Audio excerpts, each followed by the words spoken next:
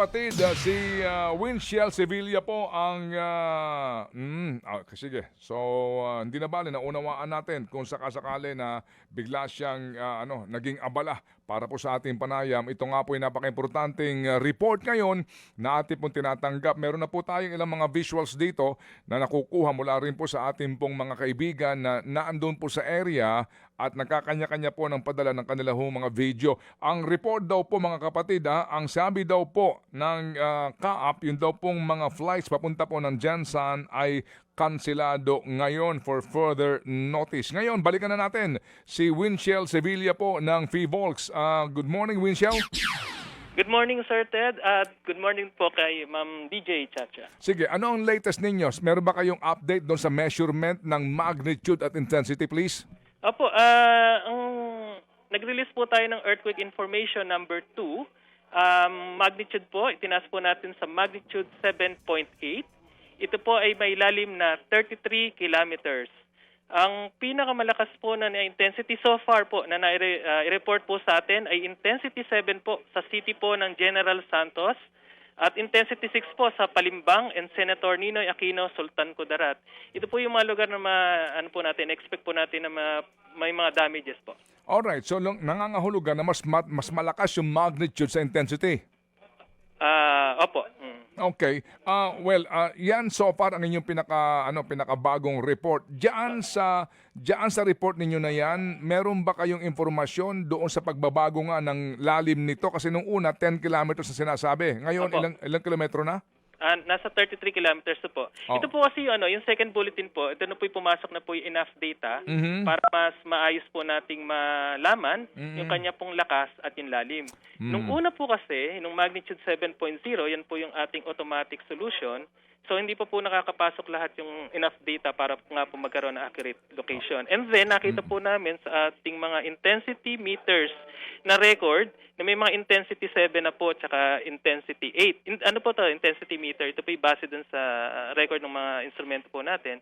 Kaya at ang location nga po ay nandun po sa Sarangani Bay. Kaya po pinarioritize kagad natin ang pag-release po tayo ng tsunami warning. Identify na ba anong trench ito? Cotabato Trench po. Alright. Paggalaw po ng Cotabato Trench. Sige, so may reports na may mga areas daw na umatras yung tubig. Pwede ba ninyong pakiklaro lamang yan? May ganun ba kayong report? Opo. Meron po tayo actually mga sea level monitoring stations po doon po sa coastal areas na malapit po sa epicentro po ng Lindol. Sa Kiamba, sa Calamansig. Nakapag-record po yung ating yung mga sea level monitoring station na pagtaas at pagbaba po ng ng tubig, mga around 1 meter. So po may mga may mga tsunami waves po na na-generate itong earthquake. Pakiulit lang sa mga lugar ito, please.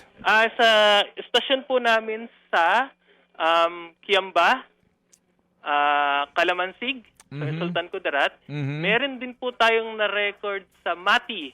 Doon po sa sea level monitoring station po natin na nasa Mati. So nagkaroon din po ng ng tsunami waves. And then po sa Zamboanga City. Okay, Kiamba, tabi ito ng maasim at saka maitom. Itong mga lugar na ito, kapag ba binabanggit mo na umatras yung tubig, yun na yung palatandaan na babalik siya, di ba? Opo. And nag-generate po ito ng mga tsunami waves na na-record po ng ating mga instrument po na nakadeploy po doon sa area. Gaano kataas?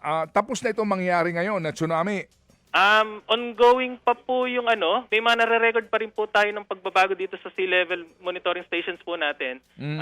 Sa Calamansig po, Sultan Kudarat. So kaya nga po 2 hours po yung binigay po nating observation window dito po sa ating tsunami warning na inilabas kanina. 2 hours, 7:47 ang oras na naitala ng FIVOLCS sa pagyanig, hindi ba? Opo, mga 7:37 po. Ayun po yung una, pero nung bulletin to, tama po, 7:37 a.m. Okay, 7:37. So 2 hours ang inyong sinasabi. 9:37 po.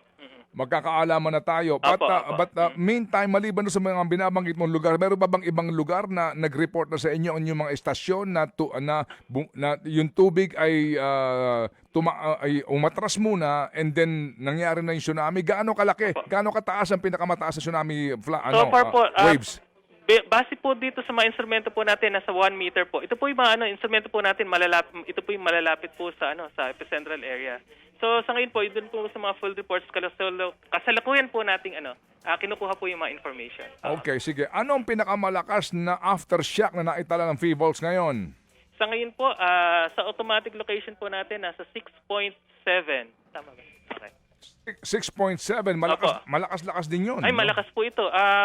Posible sa ganito mong lakas, pwede pa rin po makapagkakos po ito ng damage. Sige, yung 6.7 na yan, sa mga lugar na itala iyan?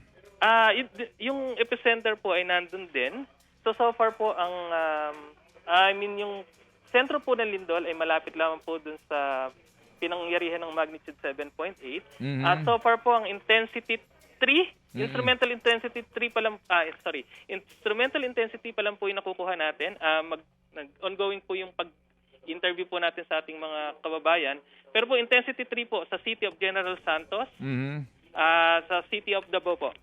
Okay, sige. So sa ngayon, yung trends na binabanggit mo na pinagmulan nito, kailan siya huling gumalaw sa record ninyo? Bago lang ba itong galaw na ito? Ito bang kanyang... Po, marami na rin po tayong in fact, natatandaan niyo po yung 1976 na earthquake. Yung magnitude, nag-cause po ng maraming casualties po. Ito rin po yung siya rin po yung responsable din po sa earthquake na yan. Okay, sige po. So, yun ang kanyang pinakahuli, yung 70s na paggalaw ng trench na ito. Yun po yung malakas. Pero marami po pong active po itong trench nito, marami pong earthquakes dito. In fact, within this year, may mga earthquake swarms nga po tayong natatandaan niyo po yung sa mga nararamdaman sa Sultan Kudarat dati, yung maraming earthquakes na maliliit. So, ito po talaga ay nagge-generate po siya ng maraming lindol. Okay, sige. So, salamat na marami sa Dr. Winchell Sevilla at kami makikipag-ugnayan sa mga update na manggagaling mula sa FIVOL. Salamat, Doctor. Habang tayo po ay makikipag-ugnayan muna sa chairman din po ng Philippine Red Cross, mga kapatid, si former Senator Dick Gordon. Senator Dick, good morning, sir. Good morning. Good morning, Ted. Long time no hear. Thank you. Thank you for your time. May tanong na po si Chacha muna. Yes Go, po. Cha. Sir, kamusta po? Anong latest update na natatanggap niyo po sa Philippine Red Cross? Kaugnay po nitong naganap na 7.8 na lindol dyan po sa Sarangani.